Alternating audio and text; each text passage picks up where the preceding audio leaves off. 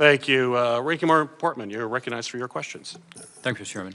Let me start by saying that I appreciate what the men and women who work for you do every day. They wake up every morning and try to figure out how to keep our country safe. And I think every member of this panel appreciates that and commends them. I do think our policies are making it harder for them. And that's what this is really about today is what can we change policy-wise to reduce rather than enhance the threats to our homeland. As I said earlier, I think it's extraordinary that over these 20 years we haven't had a major mass casualty foreign terrorist event. We certainly had our share of attacks, but not the kind we saw on 9/11, and that's a tribute to them. But our policies worry me. And I'd like to dig a little deeper on a couple of them quickly. I appreciate what you said on the social media, Director Wray, and certainly in the cybersecurity. We look forward to working with you, Mr. Secretary, as you know, on that legislation to ensure we have incident reporting and we get our handle on the increasing cyber threat and the ransomware. But on these two issues we've already talked about today, one is the Afghan evacuees and the potential problems we may have if we don't have a system in place, a policy in place that makes the people, again, who work for you and others able to do their job. I'm concerned about it. And second is with regard to immigration.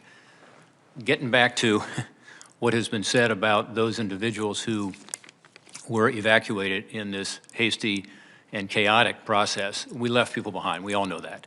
We left American citizens behind, but mostly we left behind people who had helped us.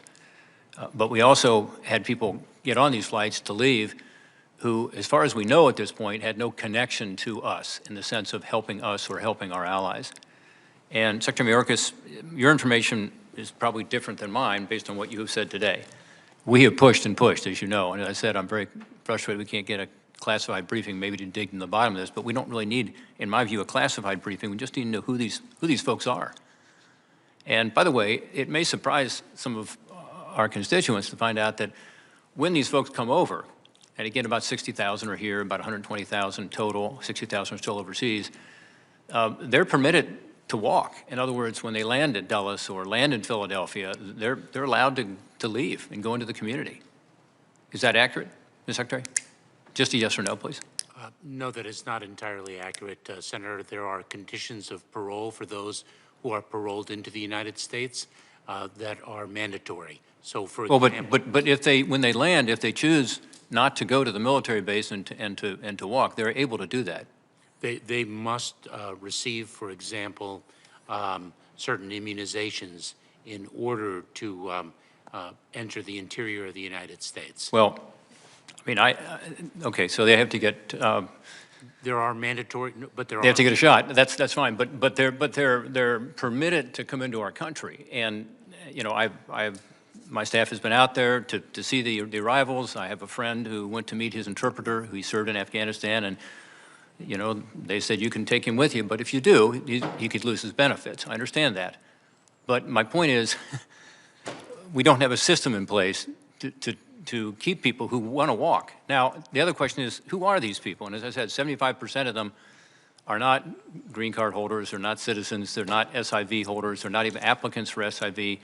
You indicated otherwise, so we just need to get to the bottom of it, because you want to know, I assume, just as we want to know, you know, how we can ensure who these people are. And this notion that they've been vetted as we would normally vet, I mean, how can we vet people? Are you going to call the Taliban government and say, you know, is this information about this criminal record accurate? Of course we can't. Normally we would be able to contact the government. Of course we didn't have an embassy because we had evacuated it.